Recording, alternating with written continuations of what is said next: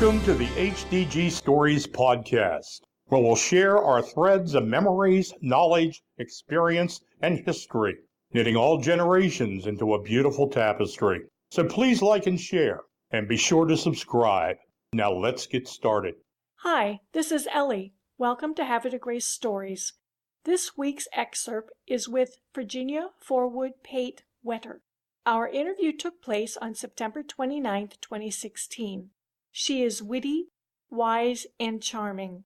Welcome, Virginia. Let's start with your birth date. August 10th. I was born in 1919. Well, my mother always said I was a result of the false armistice. The armistice in this country, news came to this country on November 10th that the war was over. And all the businesses shut down. Everybody was sent home to celebrate. My father worked up in Chester, Pennsylvania, but Mother was still down here in Havre de Grace. So he came home. And, of course, the real armistice was the next day on November the 11th. But 9 months to the day, I was born on August 10th. I was just doing that to see. I know. What a great way to start a story. Yeah, well, that's what happened. Mother always told me that. How many siblings do you have? I had a brother, younger. His name was Lawrence. We called him Larry. He died of lung cancer in 1987, sadly. He was a delightful person. I think everybody in town knew him better than they knew me, and everybody loved Larry. Awesome. And your maiden name is? Forwood. Is your family, your parents, are they from the area?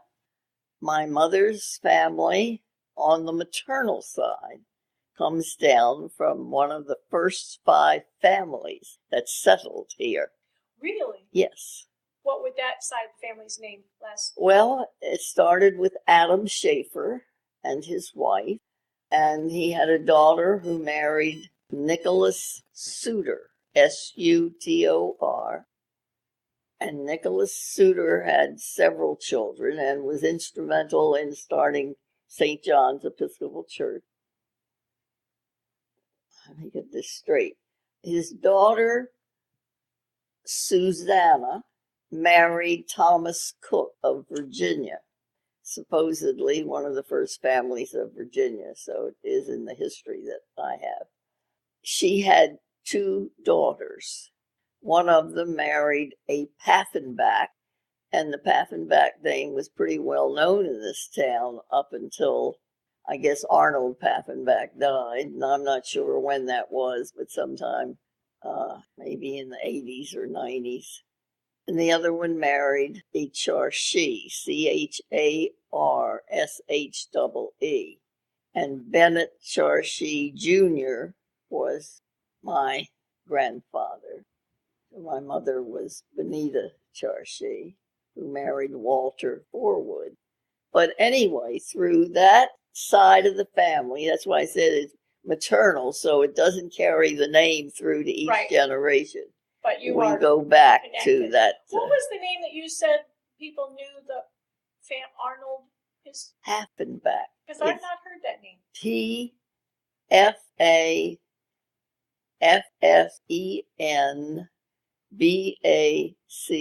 Cecil will know Arnold Paffenbach.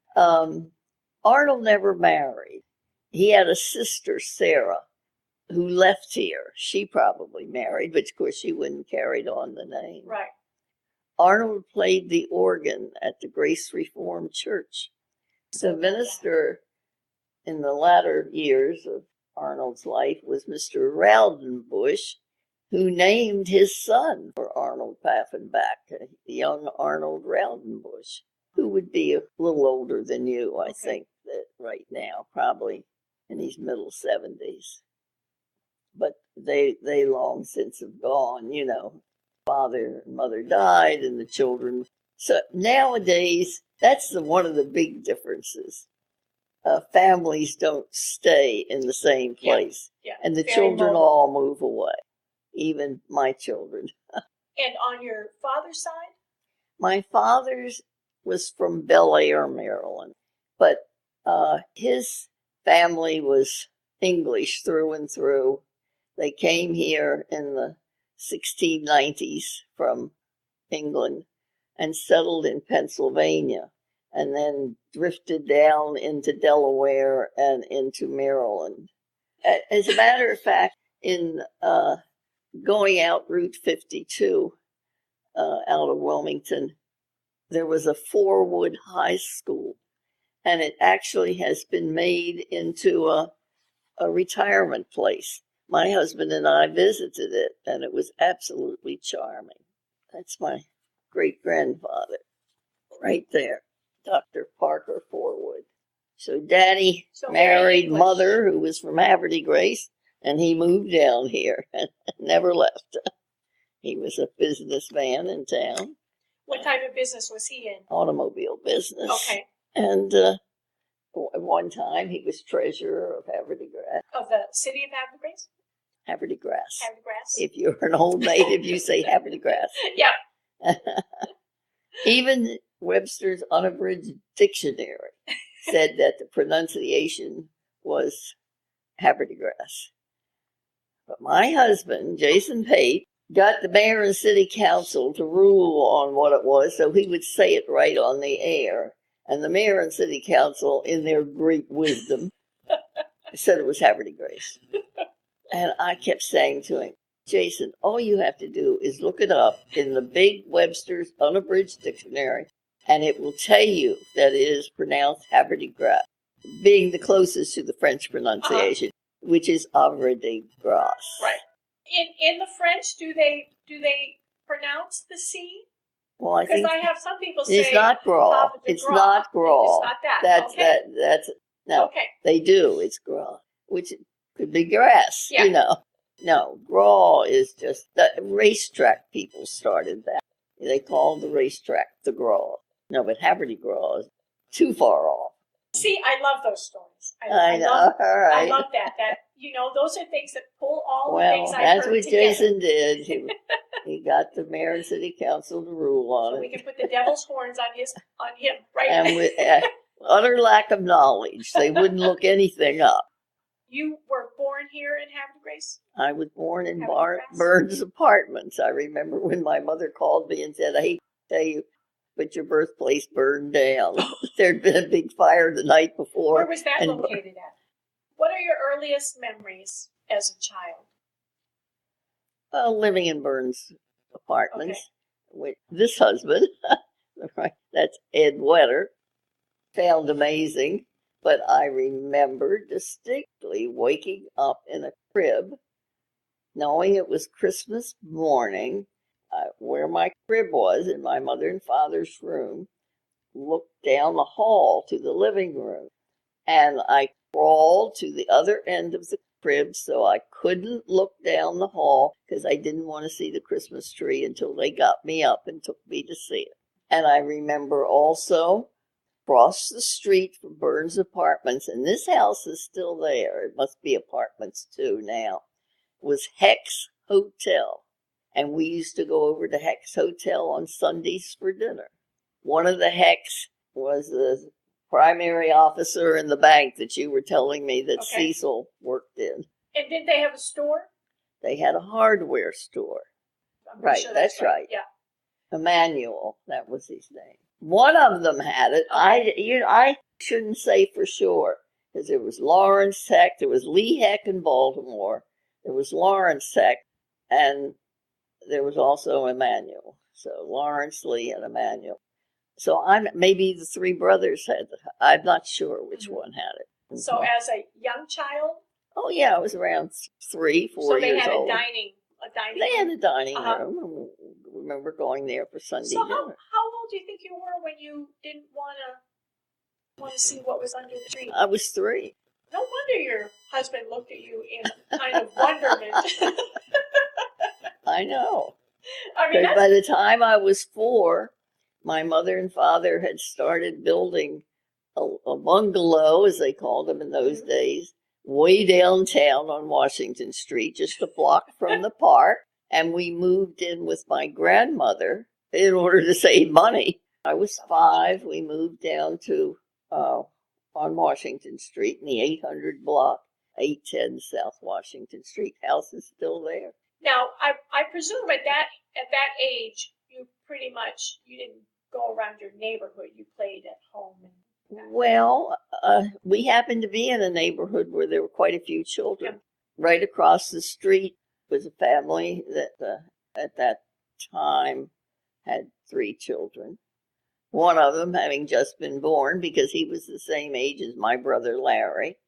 But then they had a girl who was around my age. I remember Mrs. Anderson invited my mother and me to come across the street to her house one afternoon after we had moved in.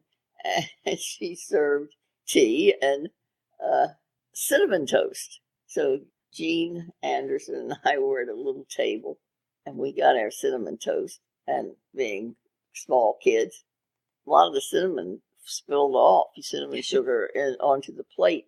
So after we finished our toast, we lifted up the plates and licked our mothers were horrified. I mean, we were only 4. Seemed like the right thing to do. Yeah. Always remember That's a pretty vivid memory. What was it like when you moved to South Washington? Well, it was very nice having our own house, and there were so many children on the block. There was 3 Anderson children. There was a little boy named Freddie Ludden who lived next to them, and then down the street were Taylor and Jimmy Lyon. Tad, as we called him, was my age. Jimmy was Larry's age. So we went out in the morning and we played at one house or another, but all in that same block. Yeah. Even when Jason Pate and I moved in this house, we built this house and moved into it. There were a bunch of children in the neighborhood. The mothers in the block got up in the morning, gave their children breakfast, opened the back door, let them out, and they came back when they were hungry at lunchtime. They played all over the neighborhood from one house to the other. And we had a little dog, so the little dog went with them because you could let dogs out. And she came home with them because she wanted lunch too. No, it was very different. What kind of things did you do as a child for fun? I read a lot. I was an avid reader. I think I must have started reading before I went to school. We didn't have kindergarten, but Mother was good at reading to me and showing me, helping me get started. I don't know. We were always busy. We used our imagination a lot. We played grown-ups, went up and down the street or the backyard or something in our mother's high heels, played we were grown up. I think we found lots of things to do. So now you would have been, if you were born in 1919, then were you old enough to be aware of like depression and things like that? Very much so. One of my vivid memories of the Depression was that I still have the book, Shakespeare for Children. Several of these plays written so a child can understand them. And I was in a Shakespeare class at the parish house at St. John's Episcopal Church. The class was being conducted by Catherine Tidings, Senator Miller Tidings' younger sister. He had 2 young sisters. No, maybe one was older. Anyway, he had 2 sisters. We paid each time we went for being taught the Shakespeare class. The bank's closed. My father didn't have anything but what he had in his pants pocket. I had to stop taking classes from Miss Tidings because my father didn't have the money to pay her. The bank's closed in 29, around 10. Yeah. So at least the Depression was in 29. How soon did the banks close? I'm not sure about. But 10. I was 10, 11. Yeah. So how did life continue from that point? I don't remember a whole lot about my life being impacted. We seemed to get through it. My father had a garage on the old Route 40 out near the elementary school today. And he also served Esso gasoline. So, Okay. because Route 40 went right through Havre de Grace, as you probably know. So big trucks stopped there to get their gasoline. What do you mean it came through town? Yes, Union Avenue was Route 40. Didn't you know that? We had a double-decker bridge. It's old Route 40 that became Route 7. But at one time, there was no Route 40 running out where it does now. There was nothing out there. Nothing was built out there. You also were here during the days of Graw days, during the racetrack days. What do you remember of that? Lots of nice things. The racetrack was wonderful. Getting up to go to early church on Easter, and if it happened to fall at a time when the races were on, we'd go to 6 a.m. sunrise service. And then right afterward, we'd drive straight out to the racetrack and get up against the fence and watch them exercising the horses. Many people came to the races. It really was a boost to the town, both in the spring and the fall. And my mother, as she said, made all of her spending money during that time. She had our attic fixed up with a double bed and 2 single beds. And we all moved upstairs, and she rented out the 3 bedrooms in the bungalow downstairs. I heard that from a couple of people, that was standard. Absolutely. And the same people so often came back from year to year or recommended you to someone, So you saw it primarily as a boon to the town. Oh, of course it was. It was the do-gooders. The don't drink, don't smoke, don't gamble, who did in the racetrack. And we let them do it. We shouldn't have. It was the, what is this term that they use? It's a silent majority and the vocal minority. So that's really what happened? Because I just heard that it kind of closed up overnight, and I know there's lots of it did close up overnight, but it was because it was getting run down. I mean, there weren't as many people coming because of the attitude of these people and so forth. Oh, sure. Milton Record and Millard Tidings did a deal between them. Millard was the senator, and Milton, these were friends of my father's. And Milton Record had gone to school with him in Bel Air. He was a National Guard general. So General Record and Senator Tidings did a deal and gave away or sold, or I don't know how they did it, the racing days that the state of Maryland gave to Havre de Grace to the other 2 tracks, Pimlico and Laurel, maybe 3 track. No, Pimlico and Laurel, 2 track. And they kind of did that without anybody ever knowing what happened? Well, we knew after it was a done deal, but we didn't know it was happening. Yeah, that was done overnight. So they had just built a new clubhouse. How sad. I think it was. Thank you, Virginia. There is more to hear in the full-length audio in our paid membership program. Please visit our subscribe page on our website at hdgstories.com. Be sure to sign up for our free weekly podcast newsletter. Till our next chat, have a great week.